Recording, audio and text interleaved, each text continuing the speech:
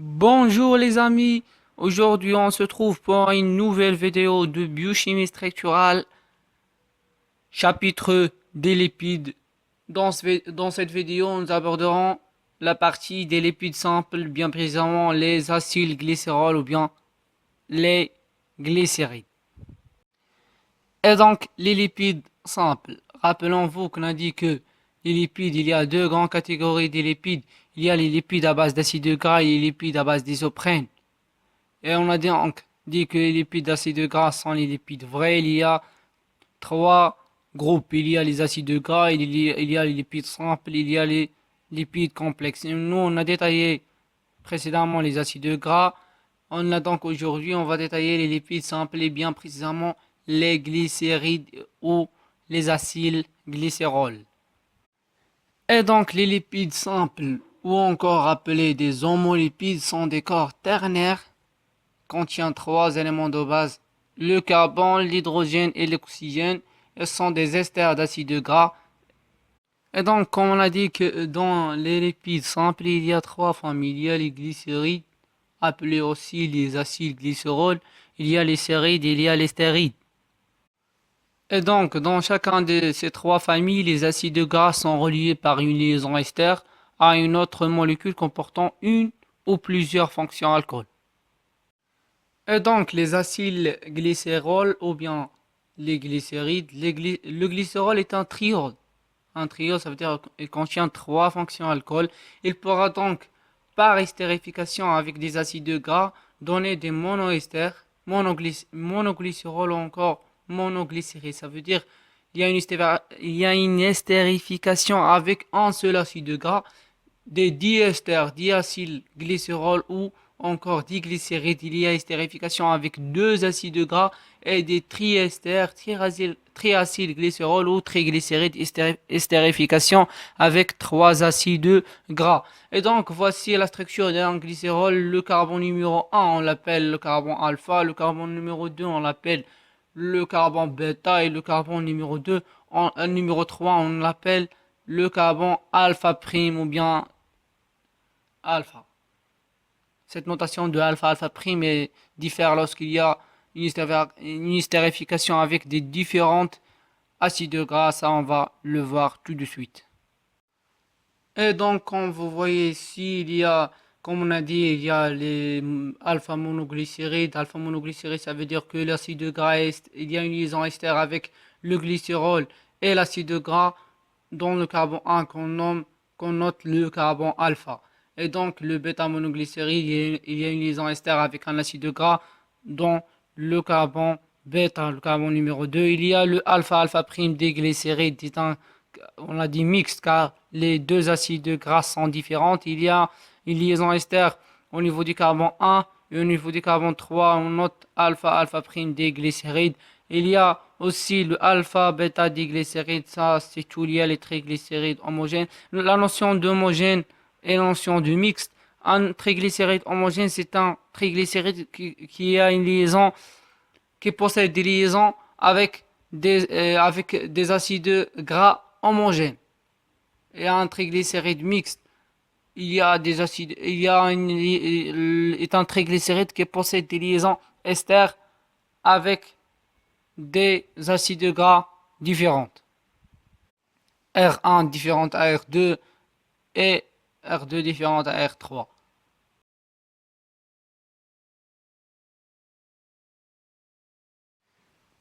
Et donc, pour les alpha-monoglycérols et les alpha-bêta-diglycérols ou les diglycérols mixtes ou encore les triglycérols mixtes, le carbone C2 ou le carbone bêta du squelette du glycérol devient un carbone chiral.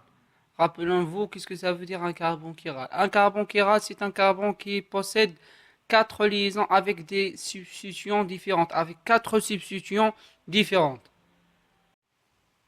Donc, la nomenclature, on passe à la nomenclature des triacylglycérols ou bien des triglycérides. Et donc, la nomenclature adoptée est celle du système numérotation stéréospécifique. On note NS glycérol. Et donc, voici un exemple. Il y a un triglycéride Le carbone 1 fait une liaison ester avec l'acide palmitique. Rappelons-vous, l'acide palmitique, il y a combien de carbone? Donc, l'acide palmitique, c'est un acide gras saturé qui contient 16 carbone. 16 atomes de carbone. Rappelons-vous le cours précédent de les acides gras saturés. Et donc, le carbone 2 et le carbone 3 font des liaisons ester avec l'acide oléique. Rappelons-vous, l'acide oléique, c'est un acide gras saturé qui contient 18 carbones, mais c'est un acide gras insaturé. L'acide oléique, c'est un acide gras insaturé qui contient une liaison ester dans le carbone numéro 9. Et le carbone 2 ou bien le carbone bêta, c'est un carbone chiral. Rappelons-vous, la définition du carbone chiral, c'est un carbone qui possède 4 liaisons avec 4 substituants différentes. Et donc la nomenclature est la suivante. Le triglycéride 1, palmityl, 2, 3, diolyle, SN glycérol. Avec 1, c'est la position de la première ramification, c'est le palmityl. Il, ça veut dire l'acide palmitique est une ramification, ramification. Et 2, 3, c'est la position de l'acide oléique. Il y a 2, donc diolyl avec il. Et donc SN, c'est la nomenclature la numérotation stéréospécifique. Et donc, on passe à les propriétés physico-chimiques des acylglycérols. Les propriétés physico-chimiques des acylglycérols sont les mêmes que les acides gras. Rappelons-vous les propriétés physiques des acides gras. Il y a le point de fusion, il y a la solubilité. Et dans les propriétés chimiques des acides gras, il y a de la propriété liée à la position de la double liaison, il y a des propriétés liées à la fonction carbonique, comme la saponification, salification, hydrogénation, réaction d'addition d'iode, il y a pas mal de propriétés chimiques. Et donc, nous, dans cette partie des acides glycérols, bien des glycérides, on va s'intéresser seulement à la réaction de saponification car il y a toute petite différence avec euh, celle de les acides gras. Et donc, voici une réaction d'un triglycéride. Et donc, quand vous voyez ici un triglycéride avec 3 KOH, rappelons-vous, c'est comme la réaction de saponification des acides gras. Et donc avec 3 KOH, va donner le glycérol avec le savon. Et donc comme on a dit que la réaction de saponification est une réaction de formation du savon. Et donc un triglycéride, le poids moléculaire du triglycéride est égal à il y a 3 fois le poids moléculaire de R. R, c'est rappelons-vous qu'on a dit que les acides gras possédant deux extrémités, une extrémité contient la fonction acide COH et une extrémité contient la chaîne aliphatique R. Et donc R c'est la chaîne aliphatique et donc 3 fois le poids moléculaire de la chaîne aliphatique plus 3 car on a 3 acides gras et donc 3 chaînes aliphatique, c'est ça pourquoi on la met 3. Et donc plus 6 fois 16. 16 c'est que le poids moléculaire de l'oxygène c'est 16. Et donc 6 car on a 6 carbones, 6 atomes d'oxygène. Voici sont écrits en violet. Et donc plus 5 car on a 5 atomes d'hydrogène, plus 6 fois 12 atomes de carbone. 6 atomes de carbone fois 12 c'est le poids moléculaire de carbone, bien évidemment.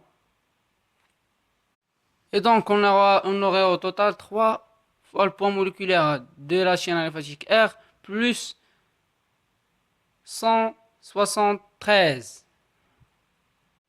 Rappelons qu'on a dit que l'indice de saponification est la masse en milligrammes en milligrammes, c'est la masse en milligrammes de potasse nécessaire à l'hydrolyse d'un gramme d'acide gras. Rappelons-vous cette notion de l'indice d'acide gras. Cette notion, on a dit pour les acides gras, pour la partie des acides gras, et on le répète dans cette partie-là. Et donc l'indice de saponification pour les acyl glycérol ou bien pour les glycérides soit égal à 3 fois le poids moléculaire de KOH. 3 car on a 3 KH, on a 3 acides gras, donc pour neutraliser ces acides gras, il est nécessaire de 3 molécules de KOH. Et donc 3 fois le poids moléculaire de KOH fois 1000. 1000, rappelons-vous qu'on a dit que l'indice de saponification et la masse est en milligrammes. Donc il faut multiplier par 10 à la puissance 3 pour équilibrer les unités sur le poids moléculaire du triglycéride.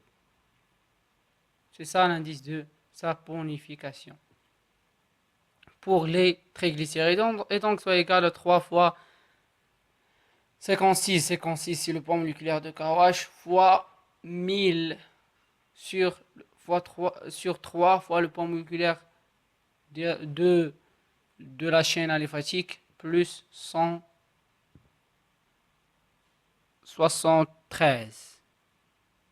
Et donc ça c'est la règle générale, il faut connaître par cœur cette relation-là.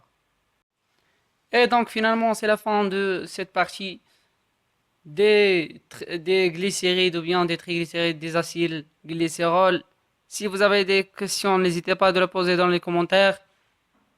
Et si vous avez des questions sur quelque chose que vous ne comprenez pas dans votre cours ou bien dans cette vidéo, n'hésitez pas de le poser aussi. Et n'hésitez pas de cliquer sur subscribe, like. Thanks for watching et à bientôt.